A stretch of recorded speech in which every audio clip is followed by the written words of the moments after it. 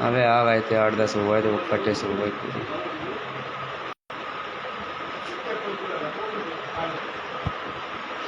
जय श्री कृष्ण भाइयों, जैसा कि आप सबको ज्ञात है, यादव समुदाय बहुत समय से अहीर रेजिमेंट की मांग कर रहा है। आखिर अहीर रेजिमेंट है क्या, इस बारे में अगर चर्चा करते हैं तो काफ़ी लोगों को ये तक पता नहीं है कि अहीर रेजिमेंट है क्या और क्यों इस चीज़ की मांग उठ रही है लगातार।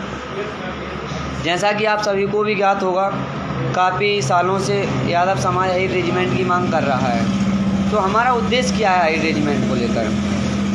क्योंकि हम कोई आरक्षण नहीं मांग रहे, नौकरी नहीं मांग रहे, हमें बस सम्मान चाहिए। स्वाभिमान की लड़ाई है।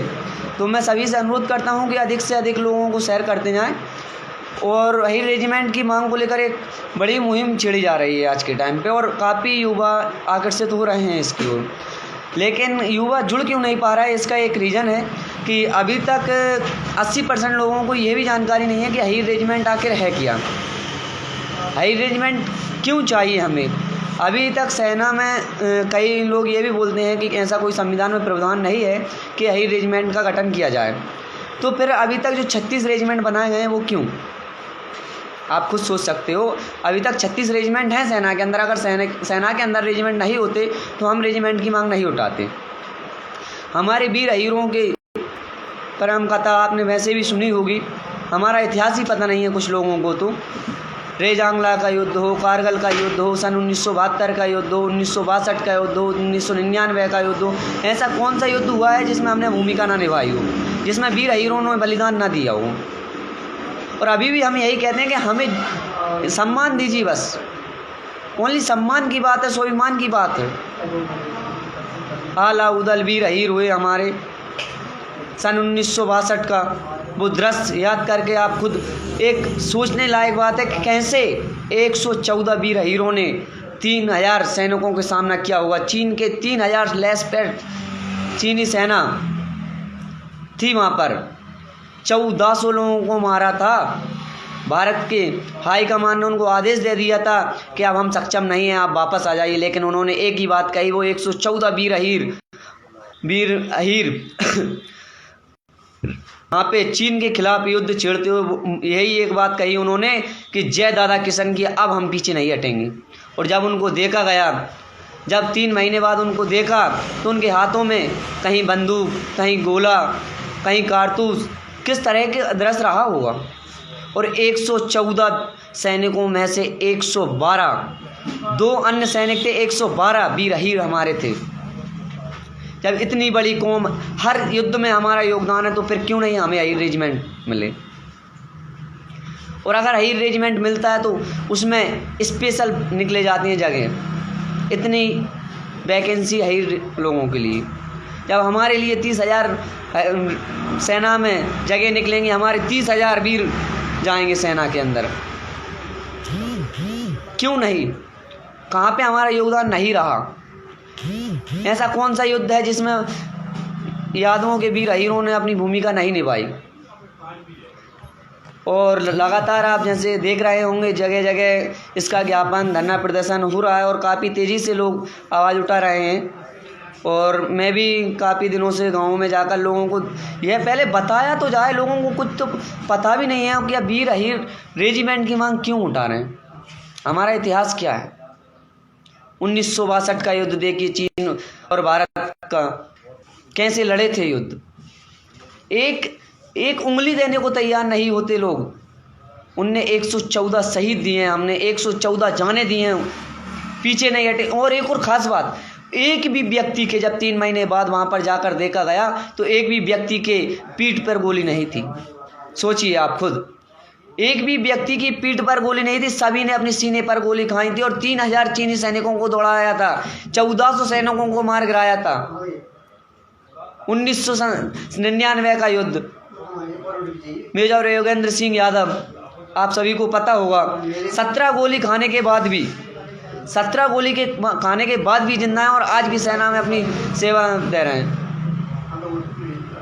पता कीजिए उनके बारे में, कैसे कैसे वीर सुरवीर रहे हैं हमारी कौम में। क्या हमारी कौम किसी भी चीज़ में पीछे रही है? कौन सा युद्ध में हमारी कौम ने भूमिका नहीं निभाई? फिर क्यों हमारे साथ दुर्व्यवहार किया जाता है?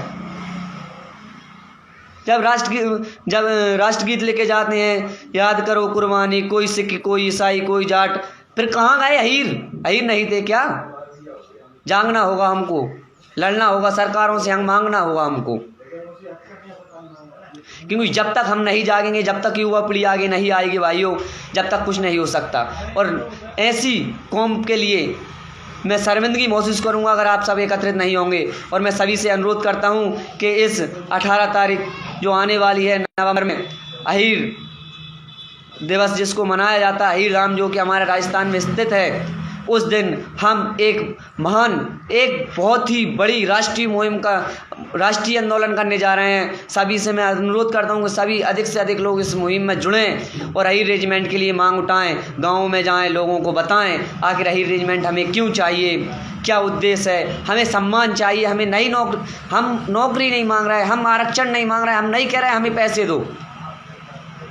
भाइयों, ऐसी पहली कौम है देश के अंदर, संसार के अंदर, जो कि स्वाभिमान के लिए लड़ रही है, जो स्वाभिमान मांग रही है, ना कि कोई और चीज़। हम आरक्षण के लिए नहीं लड़ रहे, हमें स्वाभिमान चाहिए, कंधों पर नाम चाहिए हमारे वीरों को। 114 वीर सैनिक शहीद हुए थे, उनकी आत्मा को शांति नहीं मिलेगी जब तक कि अहीर के कंधे पर अहीर रेजिमेंट ना लिखा हो जाए। मैं तो ये मानता हूँ रेजिमेंट नहीं बना रही, ठीक है, इंडियन आर्मी नाम दो ना सभी को, क्या दिक्कत आ रही है? और अगर सभी को इंडियन आर्मी नहीं दे सकते तो हमें भी अहीर रेजिमेंट चाहिए। और अब आवेदनों से कुछ होने जाने वाला नहीं है, आप सब जानते हो। अब हमको धरना प्रदर्शन, सरकार पे दबाव बनाना पड़ेगा। प्रत्येक राज्य से बहुत अच्छी तैयारियां चल रही हैं और युवा इसमें काफ़ी बढ़ चढ़कर हिस्सा ले रहे हैं। उन सभी को लिए मैं धन्यवाद देना चाहता हूँ। सभी लोग आगे जुड़ें, एकत्रित हों और सरकार पर दबाव बनाएं। अगर हमें टाइम आए तो हज़ारों की संख्या में हम घेराव करें, हज़ारों में हम जब एकत्रित होंगे तो सरकार को अहीर रेजिमेंट बनाना पड़ेगा। और ऐसा कोई प्रावधान नहीं है कि रेजिमेंट ना बनाया जाए। मैंने नाइट में भी पढ़ा और लगातार मैं उसके बारे में जान रहा हूँ, और आप भी गूगल यूट्यूब के माध्यम से देखें, उसके बारे में समझें। मैंने जहाँ तक पढ़ा है उसमें ऐसी कोई बात नहीं है कि अहीर रेजिमेंट का गठन ना किया जाए या कोई भी रेजिमेंट नहीं बनाया जा सकता, क्योंकि अभी बंगाल में भी चुनाव हुआ था, वहाँ पे अमित शाह कह रहे थे कि वो कौन सी नारायणी सेना का गठन करेंगे। नारायणी सेना तो हमारी थी, आपको पता होगा महाभारत में कृष्ण भगवान की सेना को नारायणी सेना कहा जाता था। हमारा इतिहास देखिए।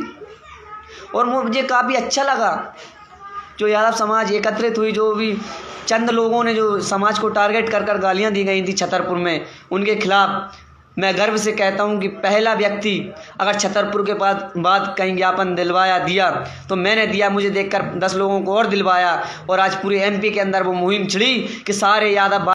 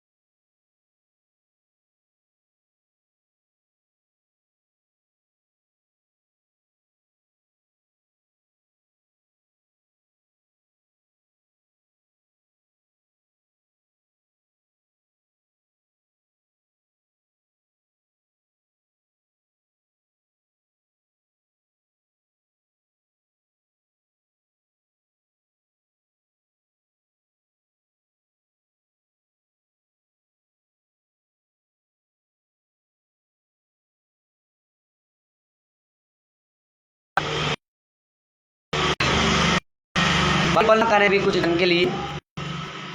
सब बहुत धन्यवाद। जय श्री कृष्णा, जय श्री श्याम।